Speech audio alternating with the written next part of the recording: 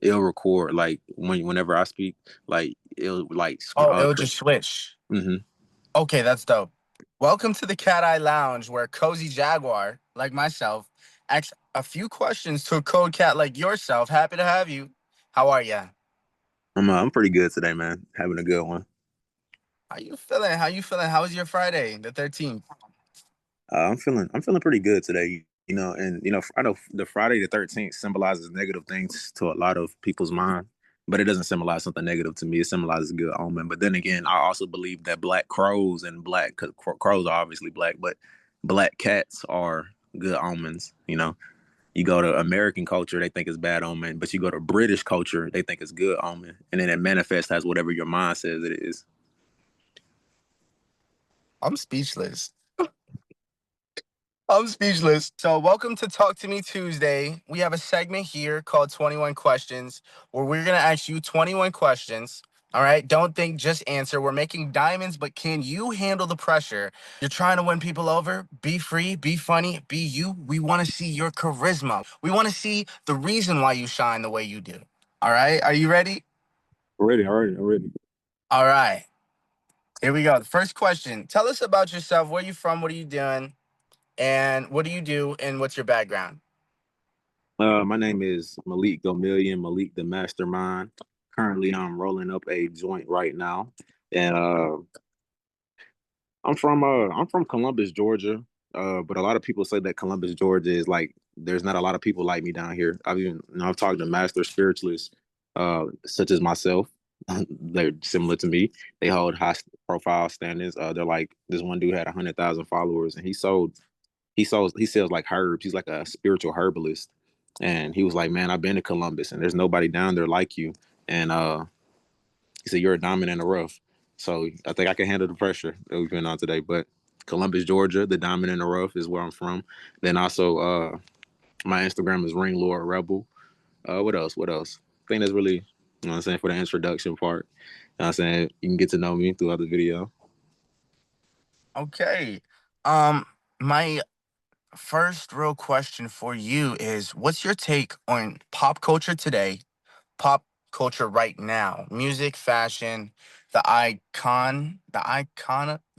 What's the word for that? Icon, like how people idolize people nowadays. hmm Yeah. Uh, Kind of like celebrity worship. Yeah. I think that celebrity worship is like I think that people that think that celebrities are overrated are they have to understand that celebrities have a certain type of anointing on their life, and they have a reason for why they shine. They're supposed to lead a big collective. You know what I'm saying?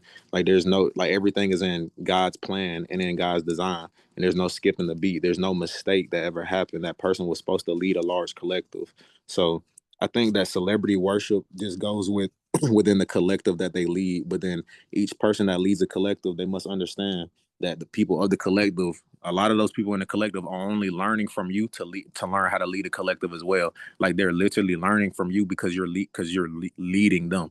You know what I'm saying? So it's like a symbiotic relationship. So where it becomes detrimental and toxic in this in celebrity worship is when you never wean off of the person, when you don't go, when it doesn't inspire you and your own individuality or your own creativity, what they put out, them being their own individual person to inspire you to be your own individual person. But if you never wean off of that right there, it becomes toxic. You always need them. You always need them as your fix. You know what I'm saying, to readjust yourself or to look at yourself in the mirror. You know what I'm saying? But essentially, you have to truly look at yourself in the mirror and become an individual and do exactly what you have to do, exactly what you want to do, because that's what they're doing. They're doing exactly what they want to do, and that's where the real, like that's kind of like the cap on idolizing a celebrity. You must remember that you are a celebrity yourself. Like you have to spin it back to yourself. So I think it becomes toxic whenever we don't spin it back to ourselves. Wow. Where do you fit in all of that? And how do you contribute to society today? Um, I feel like I'm a D-list celebrity, which is that's just somebody with a high profile standing, and they might be well known, but they're popular, but they're not famous. You know what I'm saying? So there's a lot of D class celebrities. You might even say I'm E class. You never know, but I think that right now, I think that this is an anointing over my life, and I feel like I also help other people lead collectives as well. I help other people gain followers. Like that's always been one of my motivations. It always makes me feel good to help other people gain followers. It helps other people to like network with them, and it feels good whenever people network with me. Like it feels good. Like that's I feel like I'm supposed to be a king of kings. I'm supposed to show kings how to be kings. You know what I'm saying? Like I'm literally supposed to. Um, I'm supposed to lead people who lead people. Like I'm literally supposed to lead the leaders. You know what I'm saying? So I feel like I'm here to get wealthy to make other people wealthy. Like just because I at the moment I get a lot of money, bro, I immediately get to wanting to send. But I've learned that what I really crave is investment. Because I want to send it to people, but then I want to send it to them. It's like I'm investing in them, and then whenever I need it back, I want them to give it back. So I really need to send that to myself, but send it to myself in a way, like send it to my closest extension of energy would probably be an investment, like put it into like cryptocurrency, something that would be directly tied by me. You know what I'm saying? It's like I am giving it to something else, but I'm not giving it to a person. But there is a balance, because eventually you should give it to people. It does have to. And I got that same exact lighter, bro. I have that same exact lighter. It's orange. Oh, uh, wow. Okay. All right. So I want to take a side note real quick. You said something about being king of kings. What's your take on being an emperor? Emperor is somebody who rules an empire. Uh, I mean, I think emperors are good. I think that there's no. I think that even if we didn't label people as emperors, the role of emperors would disperse. Because the thing about it is, we have a head. Like even in our in our anatomy, we have a head that rules over the body. We have a head. You know what I'm saying? We have a mind that rules our body. You know what I'm saying? So yes, it can take cues from the followers, you know what I'm saying? It can take cues from the leaders, but it does have to make a decision itself. So, and nobody else can make that decision for you. So you have to, like, no matter what, you do have to be the emperor of your own empire. And that's why they call it your inner kingdom or they call it the heavenly kingdom, the kingdom of God, you know what I'm saying? But we will have an emperor no matter what. That role won't be abolished. It can never be abolished. We can strip the name off as much as we want, but that role will always be here. There will always be somebody leading the pack, helping them realign. And it's essentially guidance. We do need people to help us. So we manifested people to help us. Like we literally manifested other people to help ourselves. Like it's selfless and selfish at the same that yet again. But it's essentially like the universe created you so you can create it. It truly did. God created you so you can then recreate God. See God however you see fit because God is so absolute. Anything that you might see God as is still God. That's how, and it's only a testimony of how absolute God's power. Anything you come up with does not discourage God. It does not say it still is embedded and imbued with God.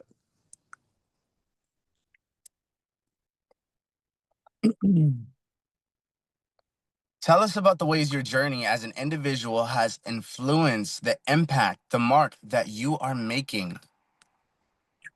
At first I didn't really see my impact on people. I really, but then it was when people would send me messages and they would tell me about like, and then the messages they would say, like it was like we shared memories together. Like they were like, man, I remember when you dropped this video, and that video I dropped like maybe 8 months ago. I was like, dang, they've been rocking with me this, and then they were like, they would tell me about my journey. It was like, man, I see. It's like this whole entire time we've been making these videos. I've been making a video every week at the very least for probably maybe like, but it's more than every week. I mean, at first it was every single day for like a year or two straight, and then it turned into like maybe three or four times, or 4 or 5 times a week. You know what I'm saying? At the very least, and then it seems as if this is like a journaling. It seems like a journaling is what it seems like. It's like I'm journaling, and I realized I was like, bro, it's like people are here on this journey with me as I'm journaling. Like it's like visual journaling. Because all journaling is a documentation. Is you're documenting something. So essentially, there's different forms of documentation. So there's different forms of journaling. Even playing Minecraft, bro. Like you play Minecraft or you play a game, you're documenting yourself, bro. You are like, especially the free base games. If it's a game where you can kind of do damn near anything, you're really documenting your own behavior,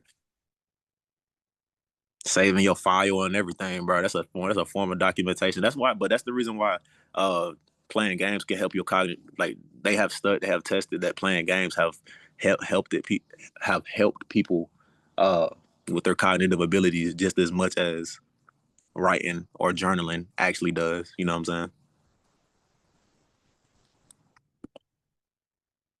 What motivates you to stay positive and keep pushing? Um, God, honest to God, like God. That's the only thing. Like, it's God. I just know for a fact every day if I wake up that it was something that woke me up. Like it could have left me. It could have left me. It could have left me. It literally could have left me, but it chose to wake me up. So it's like, bro, it's a reason for why I'm here. And then it will reveal that reason. Just as the sun rises as well, it will reveal everything that we once didn't see. So at the same as that time, I know for a fact that yes, there is a reason. Even though I might not be able to see it. It's a reason for why I'm here. It's a reason for why everybody here. And that's what keeps me motivated. Knowing that reason is keeping me attached to that reason. And that's all glory to God. Preach, preach.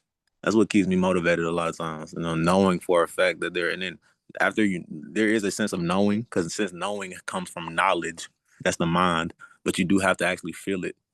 So you have to feel that's how you embody it. So if you just know it, you'll probably be like, yeah, I know what it is, but you don't really, like, you know that joke was funny, but you don't laugh at it. You know what I'm saying? Essentially, Yes. that's like having it, but you're not embodying it.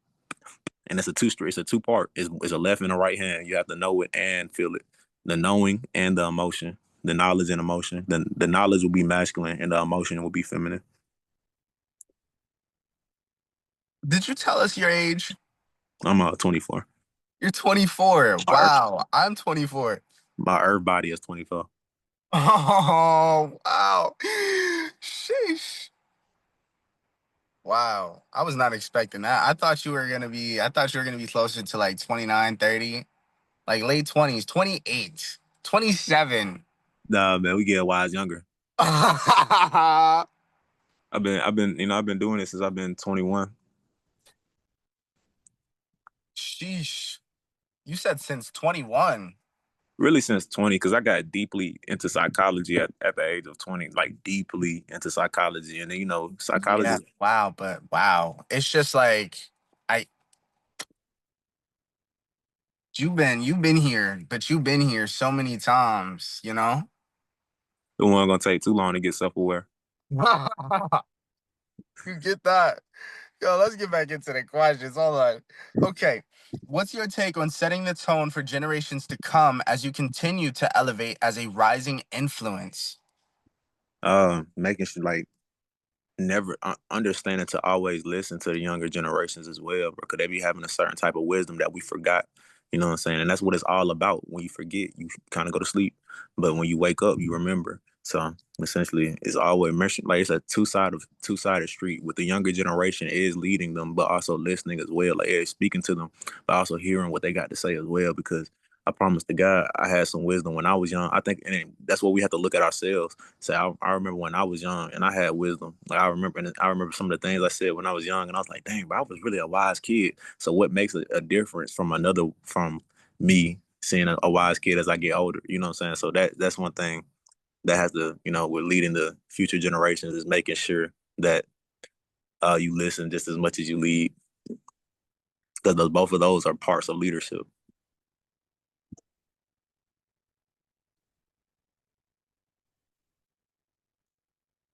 I don't know how else to say it. Like these are some pretty great questions, you know what I'm saying? I've crafted these myself. You know what I'm saying? And I struggled coming up with answers, but to see you just like be in that flow state, it just like wow, like it just leaves me speechless because I'm like, wow. I was asking some of the locals at the parks that I be at some of these questions and they was like, whoa, hold on, hold Wisdom on. for Like they mind was spitting. These are things that I constantly think about on a daily basis. Like I bear that weight, but I bared it so long that it's not a weight anymore. It's like you lifted that weight so much that it's now very light to you. So it's like, man, you can come out with it so easily, Malik. And I'm like, yeah, but easy is just a perception. What easy to a person who's been doing calculus for 10 years is different to a person who hasn't been doing it not a minute. You know what I'm saying? So easy is relative. Do you have a brand or message that you'd like to share with the universe? What are you trying to show people? Why do they need to hear it? My brand is I'm my own brand, but I also have the sorcery store. This is my website, my official LLC, and you can buy all of my books, all of my exclusive content on there. And essentially, I want to show people that a job can be created out of thin air because it is created out of thin air. Like that's where jobs came from. Like nobody had a need for it, and then you create a need, or you create a desire so much. You create a desire so deeply affirmed inside of somebody that it now seems like a need. But we don't need anything, but it's we can crave it so much that we seem like we need it. So they can hit another layer after craving it, after that craving layers itself. But and that new layer will be the epitome of all the layers it layered itself into, and it creates something new, essentially like a cell splitting itself into creates an organism. It will create something new after so long of desiring it. You actually get it. That does happen. So it becomes if you desire it for so long, it does become something that you would now need. Um, Speaking of cravens, what's your soul really hungry for right now? I say fame, but I feel like that's my solar plexus. You know what I'm saying? I want fame, but I really think I want freedom. I want freedom. Like, I want to be able to do whatever I want and be whoever I want because I know I'm not, because I've learned that I'm not a bad person. So I've learned that I'm not a evil person, but I had to really come to that conclusion. And then because you yourself would not give yourself fame if you feel like you're evil. A lot of times people be like, well, how do evil people get into power? The thing about it is we give evil people fame. Like the outer will give them, like if you won't give it to yourself, something on the outside will give it to you. And a lot of times people admire people who think that they're evil or shit like that because they feel like even an evil person does not feel like they're evil. They just came to a dark conclusion. They have a very disgruntled view of the world or a very disturbed heart. Like their heart became distorted. And I've seen that in myself as well, how my heart became distorted, but I had to restore my heart after I did that. That was It's just the truth. Because if it becomes distorted for too long, you start to have a disturbed heart is what happens. And the disturbed heart is like people who feel as if they have to always be on top like that. They get a distorted view of the world and they think, and then a disturbed heart leads into dis-ease. Dis-ease, as in they're disassociated from easiness. They're distant from, they don't think that like, things can be easy anymore. They feel like there's And no then it makes your body more susceptible to to disease. this in a word, you feel me? Etymology is like they be printing in front, like they try to change the word to sickness and shit. Hell nah, bro. Right. They'll try to change the word up because they were like, oh, we picked it's or they a lot like it's not that they create any like there's no they because when we say they, we're essentially saying the collective created it. So essentially, the collective did create that word, but there's some people who try to manipulate the collective for their own personal gain. And then when they try to do that, essentially, you really can't do it. But I mean, you can give yourself the illusion of doing it. But when you try to, essentially, you'll try to like they'll come up with words like sickness and shit like that to try to disguise words like disease, you know what I'm saying? And essentially they're like, oh, they feel like the word disease will tell people too much about how to actually cure itself. Like it literally has the cure inside of the actual word dis-ease. It means distant from easiness, disassociated from easiness. So essentially you have to become reassociated to easiness. And when you reassociate to easiness, it becomes a miracle magic. And yeah, oh, I also remember I'm in my office space right here stay with my friend, bro. But I don't want to overstay my welcome at his crib, so I come down here and get some solace inside of this little space right here. It's all glory to God. What would your younger self be proud of today? It will be proud of how wise I am. It's proud of the man I became. I am because who would have knew I would be able to stand up for myself. Like one thing about my inner child, man, is that my mom like plays a gigantic role in like my inner child and who I believed I was.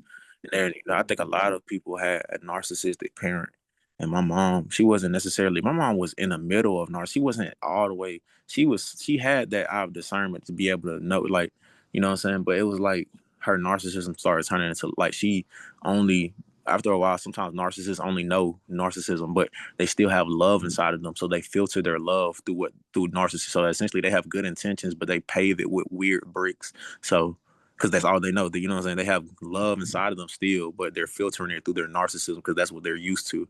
So my mom would have certain ideas, certain things, certain plans, but essentially, you know, like when I was younger, bro, my mom told me, I remember we was at Disneyland and my mom had I had I was in the street and the car almost hit me, bro. I had my hat turned a little sideways. I was feeling myself, bro. And the car almost hit me. It ain't really almost hit me. Like I was just walking a little slow. But my mom had got mad as fuck. She was like, "Oh, you think you fucking cool? You ain't cool. You not fucking cool." And then that shit stuck with me, bro. Like for the long. And then that's the reason why I'm so cool now. Like because it's like me going against that. When I got older, I was like, "Shit, I'm as cool as I want to be." Like and that's a part of my inner child coming out.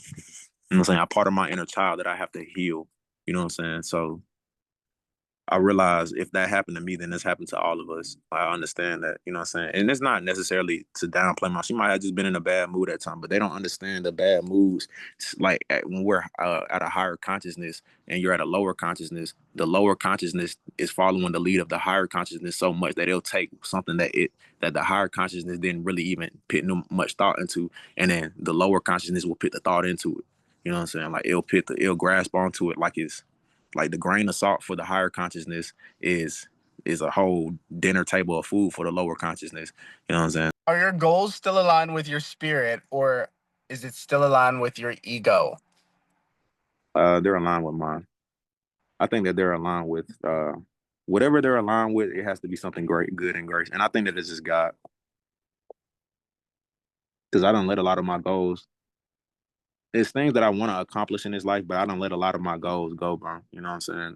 And I let them go because I relinquish them to God. Essentially, I let them go because I'm like, God, whatever it is I desire, you're gonna bring it into play. And it's like in that sense right there, I let them go, but I really didn't. It's like I'm still holding faith that God will bring them into play. But I feel like I've already did the side that I needed to do. I feel like I did it for a long time, and I think that God put it in my spirit to kind of get into a state of wanting to relax and sit down. And I think that he's did that because of how much work I've put in. But people don't see the work because they're only at the tail end of it. They've only become conscious to the last part. So they don't get to see they only get to see the last couple of pages and be like, oh bro, you ain't even do that. But I was like, bro, they don't get to see how thick your book actually was because they you know what I'm saying? So a lot of times they feel like you don't deserve your relaxation, but you do.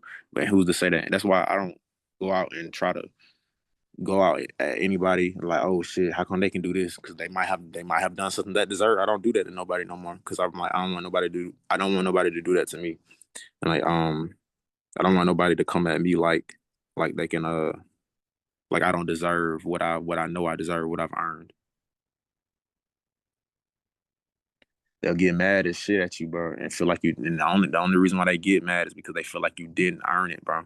And something inside of them feel like they didn't, or they feel like they more worthy than you. But the thing about it is, that's still saying that they didn't, that you didn't. They're trying to say that you didn't earn. They have a distorted view of the world, bro. They playing this up down game, high low game, when it's really just oneness. It's oneness. Like you just already wherever you at, bro. You good. You worthy. You gotta think about it. Kids in this universe born rich. What made them deserving? Life. The fact that they were born was the fact that they're rich. So the fact about it is, if you were born, you have all the opportunities to get rich. You have all the opportunities to be famous. You have all the opportunities to be whatever you would want to be, and we all have an equal opportunity. For we all had to sound like if this week right here I got famous, and this week right here this person who didn't get famous got mad at me. It was like, bro, we both had a week. We both had the same equal opportunity. You know what I'm saying? We both had the same amount of time. Like, what did you do with your time? Is what you have are now the questions that we have to ask each other.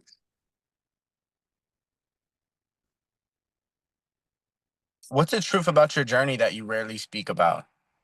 I smoke a lot. I smoke on camel piss. I smoke camel piss.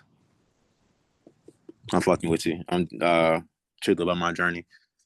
Bro, I went through a big ass heartbreak on my journey. I'm pretty sure most of my followers know about that. Though. I went through a big ass heartbreak, and that was a switch in my consciousness. And like it was kind of a, cause like, bro, damn, that shit played out crazy. But man, bro, I think that took a lot out of me, bro. It made me stop trusting love. It tried to disturb my heart. And bro, I don't think I let it disturb my heart, although because I'm still a good person. You can see the parts of myself that are a little bit more discerning for who I am and what I've become. But at the same exact time, you can understand the parts of myself that chose to keep love inside of myself because I understood that it was something that I didn't understand. At the very least, I understood it was something that I didn't understand, and that's what kept me at the very least stable. So there is the darkness there, but there is the light too. Uh, Who are you becoming, and what are you shedding to get there? it's a good question. It's a good follow up question. Um, I think I had to shed my disturbed heart, and then actually, it's not really even shedding my disturbed heart. I'm shedding the perception that it's disturbed. Um, so I'm realizing that it's actually not disturbed. It's actually just fermenting. It's ripening itself essentially. So if it's ripening itself, um, essentially it feels like I'm becoming my prime self, like who I'm supposed to be. And then that feels like I'm moving into a singularity. It feels like I'm understanding my unconscious mind, like the things that I think I don't understand. It seems like I now understand those things. So it seems like I'm just relaxed. Like I don't have to feel as if I'm in a bad place at a bad time because there's a good reason. And then understanding that right there overall manifested as good. Like bro, nothing bad will ever happen. You'll stay afloat, and then you'll actually stay afloat to the point where you start to fly, start to walk on land. You'll adapt and then evolve. That's just how it is, And that's how real shit gets.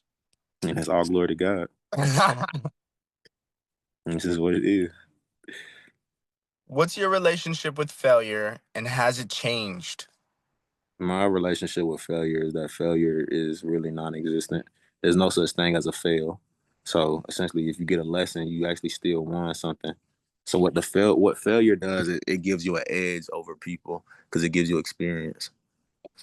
Fail and error, trial and error until you, so after a while of failing is just like discernment. You must use discernment against discernment. After a while, you can fail at failing. And you can lose losing.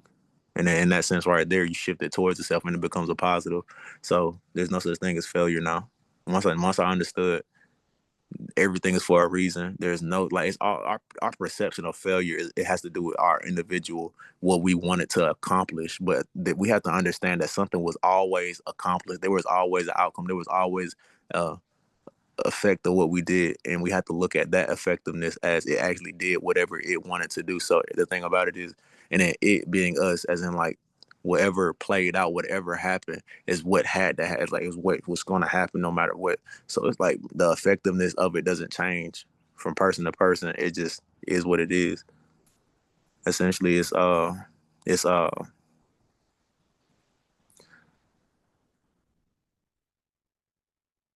Hey, I got a question for you, bro. What's up? Well, ask me or Ttmt. Hmm? You like ass or titties, bro? I'm an ass man, bro. I'm an ass man all day. Ass man all day, bro. I love me a fat ass. And I love, bro. And one theme on my damn profile, bro, that people been getting on my ass, man, Rebel, you and these fucking white hoes, bro. I'm like, bro, at least she fucking thick, bro. At least she fucking thick, bro. At least she fucking thick, bro. Fucking meal. Fucking Denny's. Oh my god. Do you have any do you watch anime? I love anime. What's your favorite anime? What anime stuck out to you the most that really like helped Bro, you like link those chains in this spiritual journey, like putting two and two together? I don't really think I have. I don't, bro. All of them really kind of do that effect for me, but when I was younger, my favorite anime was Sword Art. Like it was the fucking basic, but Sword Art Online. But I would say, bro, that's because that was one of my first ever animes I ever got into. But I would say I don't really have a. I have one that I like. I ain't gonna lie, bro. One Punch Man just keep like it's something about that their world building. Their like I like it talks so much about how people like build these identities around themselves, and like it would be like C class heroes. And he'll be like maybe, and it's like bro is high at like 30. He's like maybe the fourth best C class hero, but there's still B class, A class, and S class above them, right? And it's the fact that bro built his identity so much around that C class. Like he's still trying to like go out there and go like, oh man, fuck these lower C class, man. You're not a real hero and shit like that. And it's like, bro, there's still like three ranks above you. You know what I'm saying? It showed and and it's like they purposefully did that inside the anime, bro. I'm like, bro, this it's all about destroying the ego. That anime is all about destroying the ego. Like One Punch Man, Lily, bro, he does not have a real identity for real. Like he's just like a normal dude, but he's the strongest dude in the world, and so much that his ego dispersed, and that's how like, and then to the point where these people will come up and start identifying themselves to I'm Galacticus. I'm from planet. I'm the strongest bred in my whole entire. I did this. I'm the champion of all these. And then he just comes and one punches them and they're gone. Like they explain their whole identity to like their whole everything that they wrapped their entire their life, their identity was shattered. It's about shattering the ego. I'm like, bro, all these people will keep coming up to Saitama like with these these big egos, like this humongous I'm the strongest fucking Fernando. You know what I'm saying? Also, and then he'll just one punch the fuck out of them. Like, and their backstories will come like it shows you their backstories can convince you a little bit. It's like, damn, that motherfucker is strong as shit. They got this guy thing work they can destroy 3, 4, 5 cities at one time. And then they've been through this test and they have genetic modifying all this stuff. And then Saitama just comes and destroys their ego. Like shatters it all with one punch. It's all about destroying the ego, is what I noticed. I was like, bro, it's all about destroying the ego. And then Saitama trying to find purpose after his ego is destroyed, because a lot of times when you destroy your ego, shatter your ego, you don't understand the game anymore. Like the chaos. Like, or you kind of lose emotion. The ego can be so emotional. Are you a party man? Do you like going to parties? I like group settings. I definitely like social settings.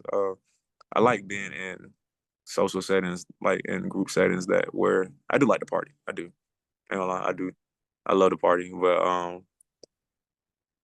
it's a particular, you know what I'm saying? Like I don't like being around like street niggas and shit like that, bro. Cause like, bro, I feel like they so fucking, that's emotional as shit. Like they're so fucking judgy. And it's like, bro, instead of judging everybody, bro, just have a good ass time. Like, bro, nigga, they vibing to the music. And then he get mad at the nigga vibing to, oh man, this nigga think he foul. He think he dancing hard. And it's like, bro, nigga, let that nigga just vibe, bro. Like, let's just Yo, fucking, for real.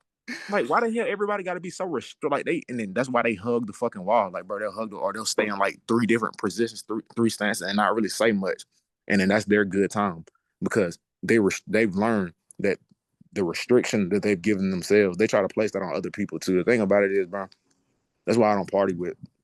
Yeah, I think the company that you keep around when going out to those kind of events, like you gotta be real picky and choosy, because like I went out with a certain group before, beautiful, beautiful, beautiful, right? Then there was this other time I went with a whole different kind of group. I went out with a group of girls, and then I went out with a group of guys. So when I went out with a group of guys, they ended up getting into a fight. They ended up like, guns being pulled out, all this That type shit's of shit. so weak as hell. Like, I'm like, what the fuck? was there? I bet you there was females around. Was there females around or something?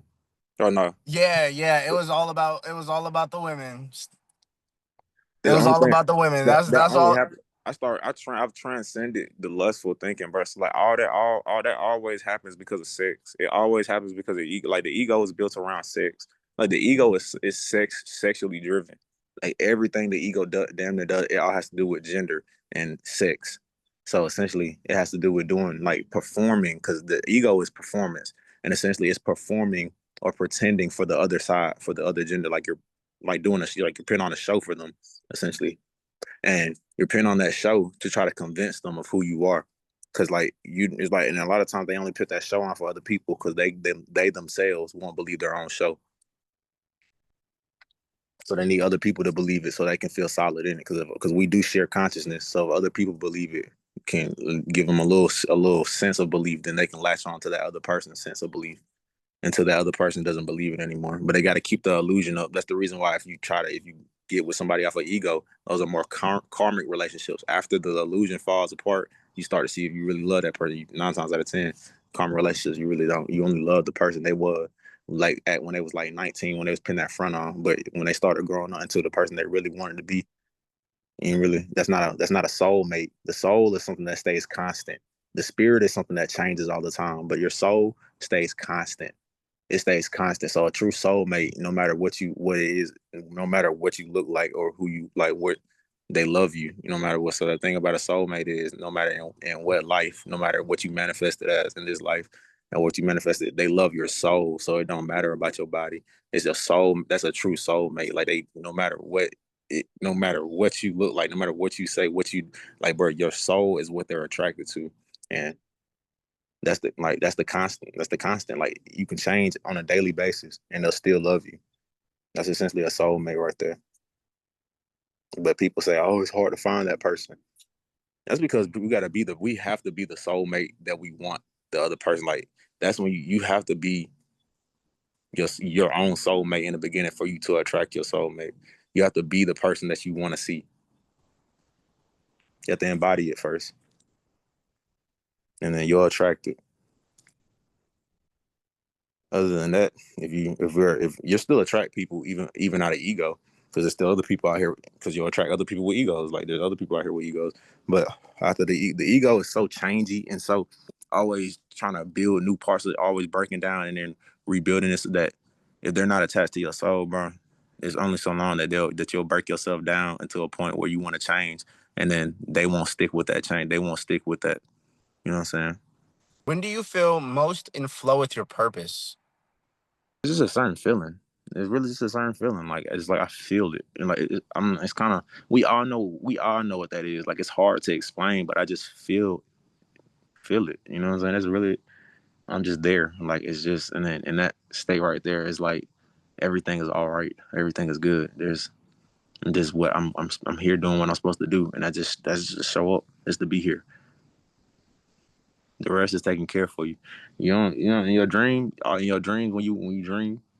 You just show up and then everything else happens. Like the messages might be delivered, but you kind of just show up to the dream. You just show up. Yeah. Yeah. This universe fluctuates very similar to a dream. And I promise you it does. I promise you. It's just like we're lucid dreaming. But Yeah. Speaking of that, I actually met this guy at the park yesterday, right? And it was almost like it was destiny. It was almost fate that we met. And I don't know how we got to the conversation. No, I said, "Hey, I need help, like shooting." Like I was like, help me out," because we were at the basketball court. He was like, "All right, this is what you want to do." Da, da, da, da.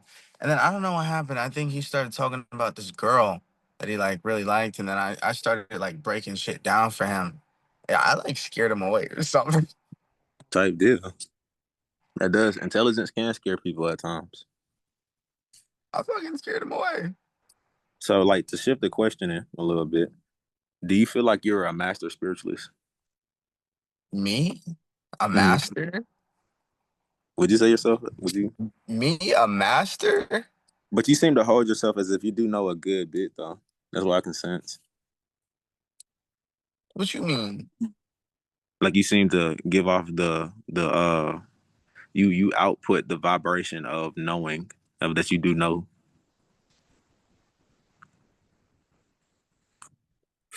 You seem to.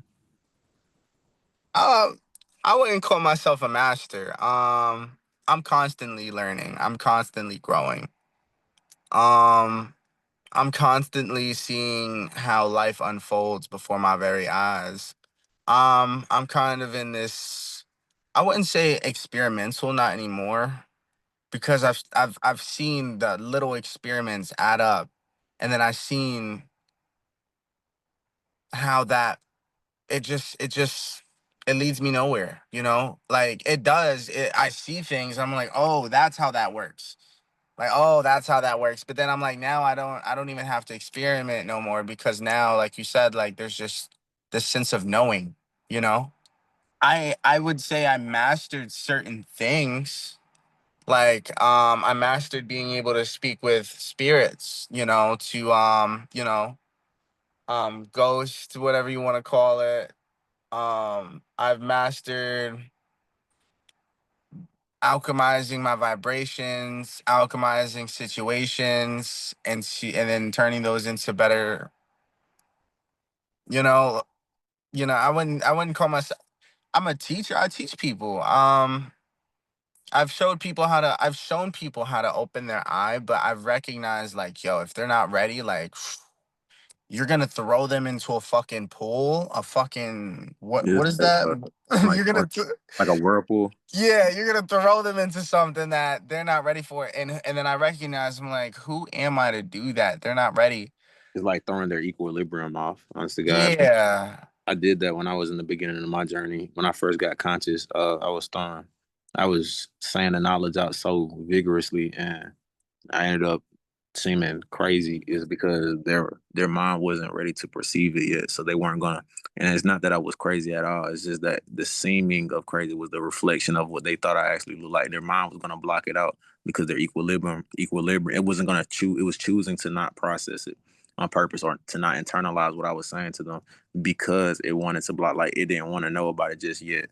Like it would have thrown their equilibrium off, and then it would have shattered their reality and then shattering their reality. Like usually when people are in a ready state, they're in a state uh darkness, honest to God. Like they're in a state of kind of like, slow like pacing themselves.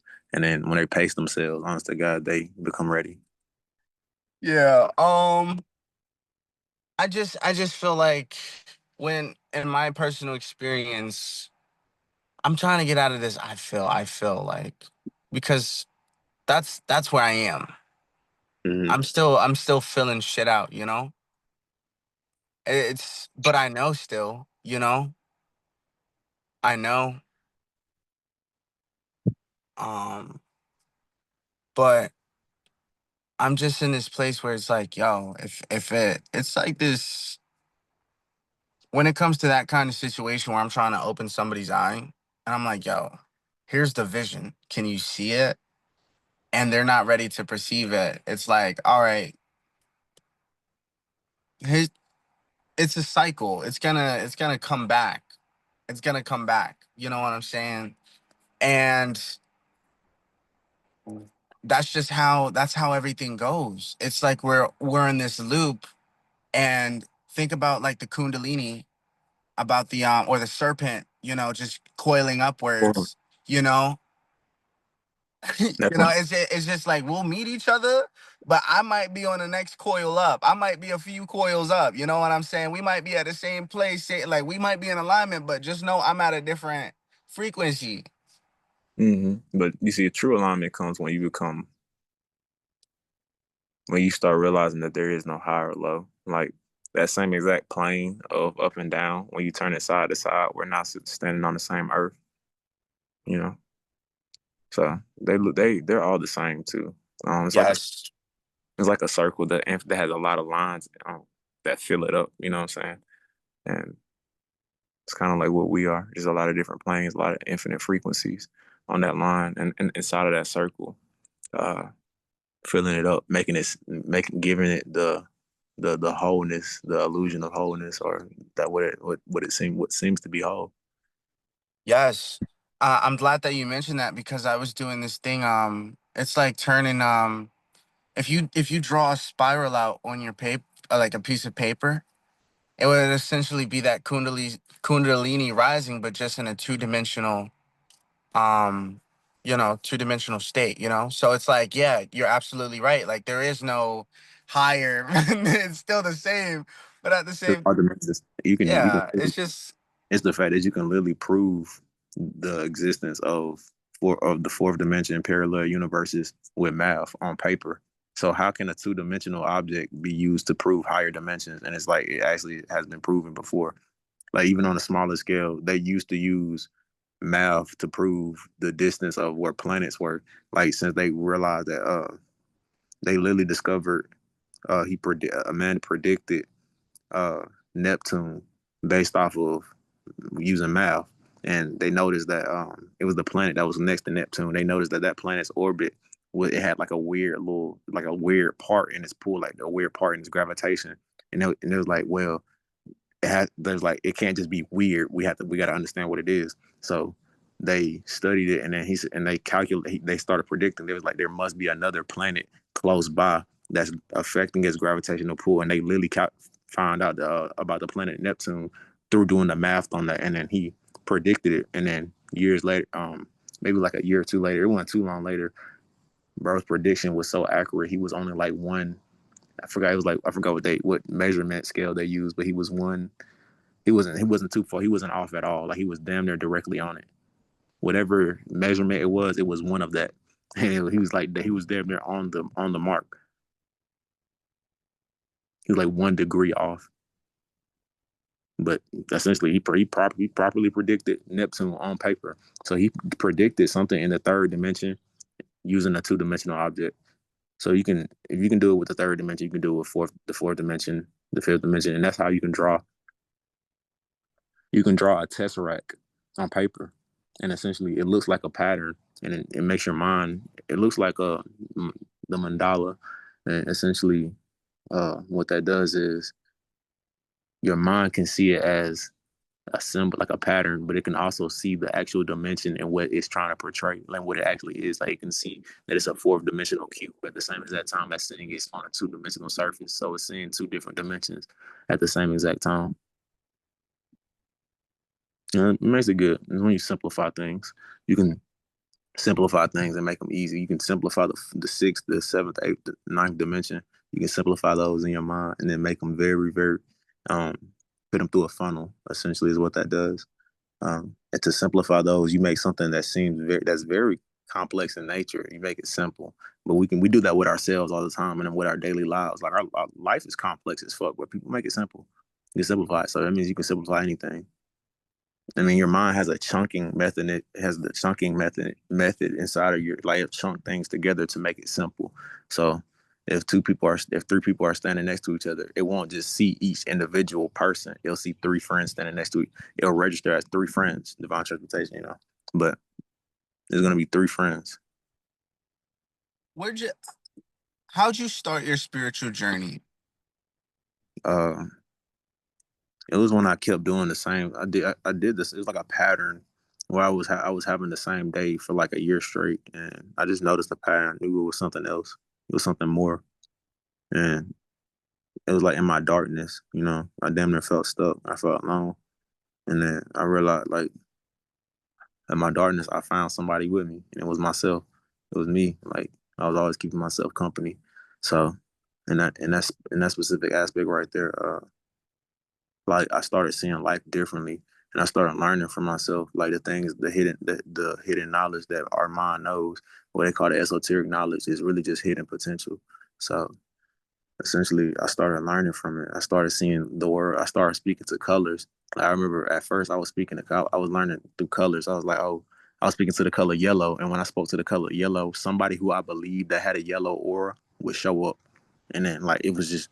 And I remember I guessed my friend's favorite colors accurately, the same, because I was speaking to them as colors, and then my friend's color, one of my friend's color was blue, and then my other friend's color was yellow, and I literally was speaking to them as blue and yellow before they told me what their favorite colors were. I was like, "What's wrong, blue?" And then whenever I said anything to, like, he would he would react, like he would grunt, or he would, like, his subconscious was reacting, but his conscious mind was doing, like, his job was just working, but now his subconscious was reacting every single time, and it was the same thing with you. And then when I asked them their favorite colors, they told me, and it just everything came back full circle. It was amazing. And during that part of the journey is when I knew that there was a different side of the universe that I wanted to learn everything about, and that's what happened. And that was the universe I was already in. Let's talk about. All right, hold on, because like now you got me excited. what's your relationship between what's your relationship with you with what's your relationship with the psychology of color? Not too. I'm not. I know about color psychology, to varying degrees, but I'm not. I mean, I know about it a little bit. You know, I know Okay. that Okay. All right. Hold on. So, all right. Boom. So on the other side, um, when did you really start diving into esoteric knowledge? Did it just come to you? Did you go down the rabbit holes, like doing these Google searches? Did you hear it? Like who did you study? Like what mentors came to you? Like for me, it was Bob Proctor and Dr. Joe Dispenza. there was multiple different teachings, but most of it I wanted to know for myself because a lot of time I promise I wanted to know like, and then I wanted to check. I would go outwardly after checking it inwardly, like coming to a conclusion inward. I would go outwardly to see if the universe agreed, like if that was something that was already outward, and then essentially it was just like bird. It was so I would learn about things, and then the universe will come and confirm it to me, essentially. So it will confirm it to me through multiple different teachings, multiple different teachers, multiple different voices, multiple different videos, multiple different things will come to me and confirm the things that I knew inwardly. So, um, but it was one I wanted to understand with the root chakra. I didn't understand that. Like when I first ever discovered my root chakra, I didn't know what it was. Like I just it was kind of like it was so mysterious. It was weird. It was like out of all places, it's like your literal asshole. And I was like, that affects your entire being. Like the way that that part of your body, like it clenches and then it releases and then it affects your mood. And I sat and I had a chance to sit and watch my root chakra affect this of the bosom. And in the beginning, it was so weird to kind of understand. Like it felt weird to me. Like it was like a blockage there of me not wanting to. And then what happened was I started to dive into them. Like it's a part of my care. I'm like, I don't need to justify. I'm like, bro, it's here. I'm like, I'm here on the earth. I shit like everybody else is. Like, I want to know why. Like, we have to understand why. Like, what's going on. So I understood the root chakra is essentially your fear sensor, like your security, your root, and it's essentially if you, it will be one of the first places you feel fear at, or you might feel, and it's essentially fear is uncomfort. You might feel uncomfortable, and essentially in that aspect right there, the first way to help comfort yourself is to root yourself in your belief in who you are and what you know. And once your roots are that planted, that firm, essentially the storm could come by and not affect you. I mean, your roots are that your foundation is so solid. That's what it is to the highest God. And you have, Yes. you gotta have the lower and the higher. So you have to have your root chakra and crown activated.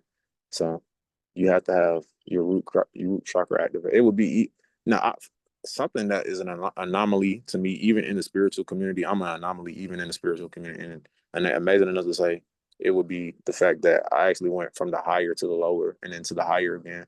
Like I just kept on going between them, and I'm pretty sure some other people that did that as well, but I went from and it was amazing because like it was like I started understanding. I'm pretty sure that when your root chakra activates, your crown activates at the same exact time. I'm like, maybe I'm not an anomaly, but I know I am, but I'm not at the same exact time. For just being different doesn't make me different because everybody is different. So it makes you the same to be different. Like you're not doing anything different by being different. Isn't that amazing? Um,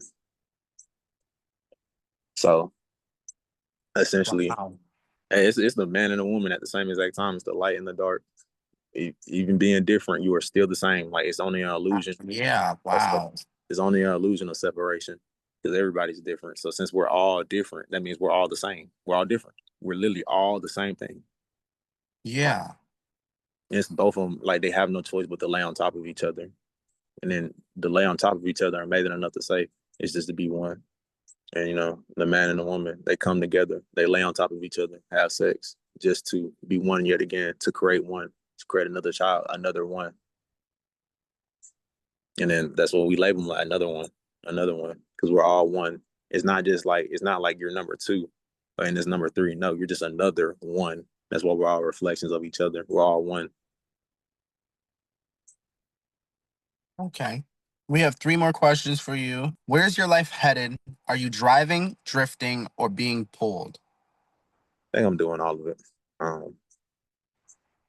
think I'm doing all of it at the same exact time, driving, drifting, and being pulled. The reason why is because I mean, we have all facilities. You know, I have a left hand and a right hand, and I have a head that can control both of them. So I have all 3 facilities. You know what I'm saying? I think that I've kind of I've stopped giving myself to just one aspect, and then by not giving myself to one aspect, I've given myself to one aspect. So I've given myself to all aspects. You know what I'm saying? I've opened myself to up to allness. You know what I'm saying? So doing that right there, um, it's really helped me see my life. Like there's no bad day. Every day is a good day at varying degrees, but it's a good day. It's the same. So Yes. I agree. I agree. I had to learn that a challenging day does not mean it's a bad day. Challenges make me stronger and wiser. So I can turn that. That's how you alchemize. yeah, Like you see your day as challenging. You wake up at on the wrong side of the bed.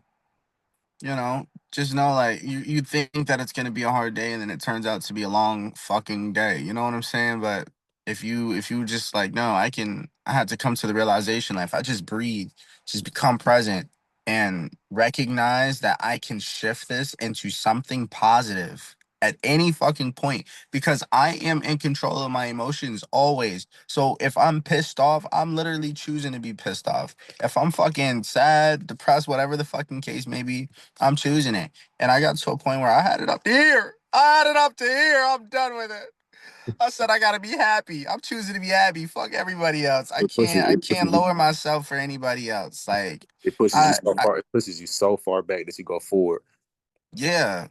It's like it's almost as if, and I hate to say it, but those who get it, you get it. But it gets to a point where it's like I'm almost carrying dead weight. It's like I don't need to carry weight that doesn't need to be here. I got to keep what's necessary. But if I clearly see that I can get rid of this shit because I can get rid of these clothes, I don't wear this shit. When's the last time I wear this short? When's the last time I wear this damn shirt? The fuck? I gotta get rid of it. Clean my goddamn closet. Come on. Like, you Hey, know what I'm saying? Like, hey, just I need turn to it. upgrade. I need to upgrade. How the fuck I can't get new damn sneakers. I can't get nothing new if I'm over here holding on to shit that does not deserve to be here no more. How you want to just fly but keep on wearing the same plaid shirt, huh? You know what I'm saying? Hey, Like hey, that's the truth.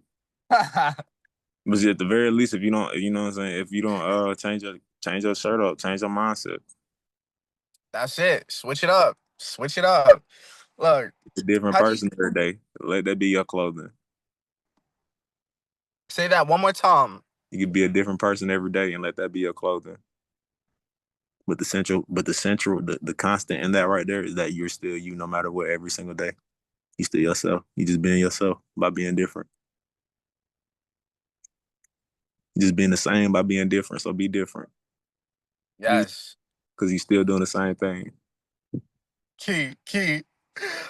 How do you distinguish the difference between resistance and redirection? I think resistance is when you put something back, but it's still coming forward. And redirection is when you turn it essentially, and it goes somewhere like it might have been charging at you, but you redirect it and it goes in a different direction. And then resistance is you're not really redirecting it; you're kind of just pushing it back.